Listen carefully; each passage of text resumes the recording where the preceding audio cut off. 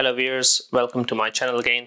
It is Yaruk Schiffer. I'm one of an enthusiast photographer.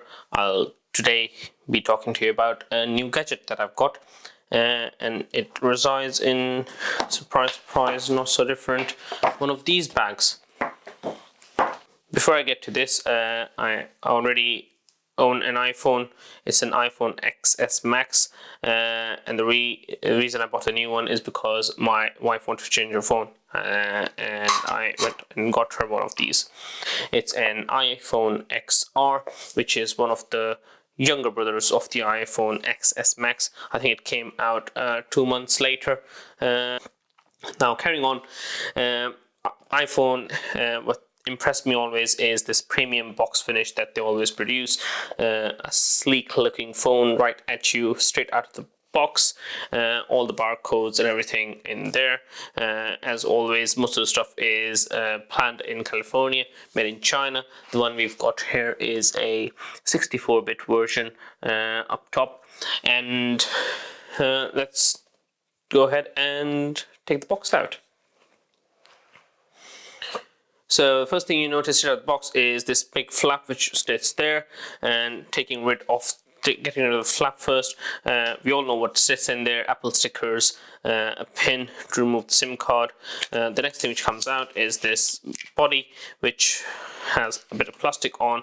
Comes with a more cheap looking charger. Not pleased with Apple as to why they do not provide a fast charger with their phones. All the other brands are providing fast chargers with their phones, and this one doesn't even fold like other Apple chargers do. It comes with headphones, and there is, for the first time, no 3.5mm jack to connect it to your phone.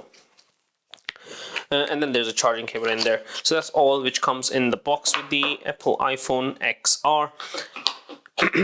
And let's take the plastic off the phone first.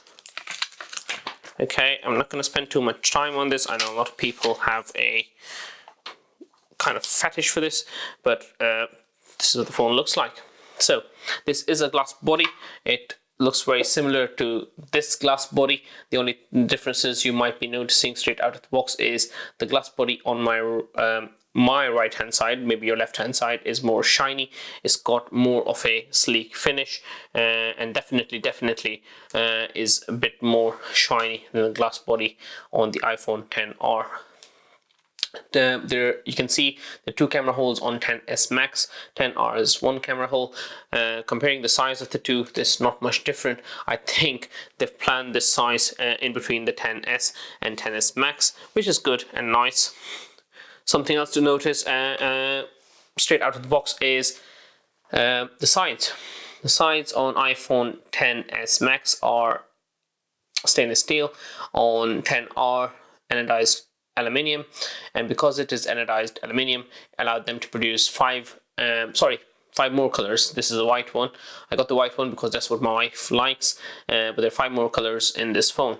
This, on the other hand, comes in a white, it comes in a gold.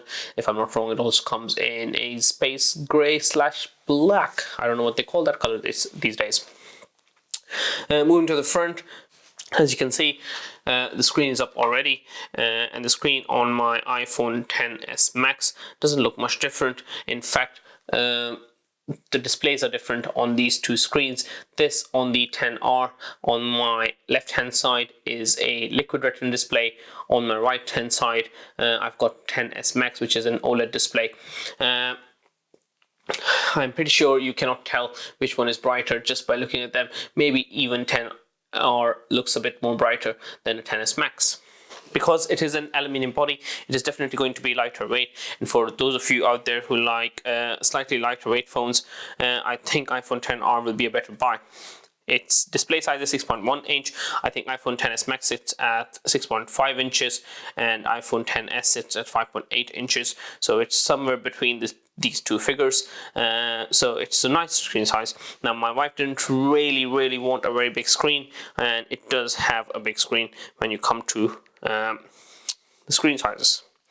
Once it fires up, The only other thing that you will probably notice straight out of the box is the bezels. The bezels on 10R are slightly thicker than 10s Max. I think it would be on each side about a millimeter or two, which is different.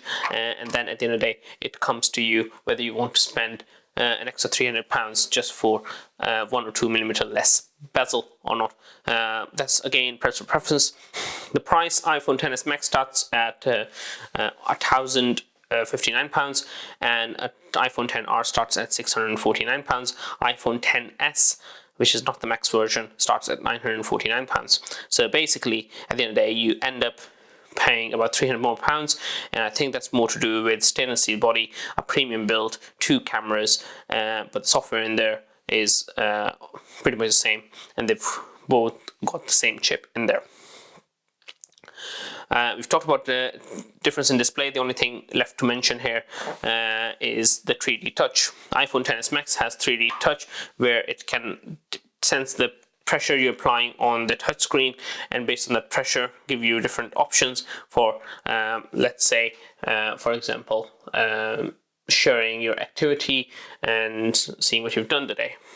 This function is not present in iPhone XR, but at the same time all the functions which are usually provided with touch interface can be accomplished by a long press on iPhone XR, so it's not that big a deal. Battery on XR is slightly smaller than iPhone XS Max or XS, but given that it's a different kind of screen, it's not an OLED screen. OLED screens use more battery. I think it will be pretty decent when it comes to battery life. Camera, I've literally just checked and found no difference whatsoever. I think the iPhone XR lacks a telephoto camera, which is present on a XS Max, but if you're not taking a telephoto picture, in fact, looking at this picture right now, iPhone XR is giving me much better image than the XS Max for some reason. Neat. So this was my brief review of XR. I think for those of you out there who do not want to spend too much money and have actually got Apple's game now, they do try and rip off their customers. The phones they're producing, the specs are not great enough. They are good, they've got good bodies, they've got good design, but a lot of different companies out there are already doing much more than what Apple has done in the last few years. I think now that Apple has come out with iPhone 11 and there is minimal upgrades on that phone except for a third camera which they've added, and I think it's about time Apple realizes a phone is not just about cameras. Another thing I noticed very recently on Apple software is just before the launch of this new iPhone, I think 3 or 4 months back, the software upgrade that I did on my iPhone XS Max slowed down the facial recognition. Now, I know Apple is advertising a faster facial recognition on the new Apple iPhone 11. I don't know if it's actually faster or did they deliberately slow it down first, give us a feel of how slowed down software looks like for 3 months, and then once you jump onto iPhone 11, you'll probably think, oh, it is definitely faster.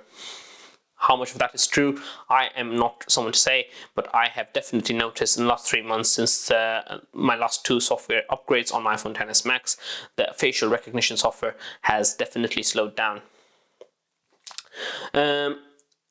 If I had the choice again, would I still go with Apple? I think yes, I would. It is an easier interface, it's got very good connectivity, you get all your devices synced at the same time.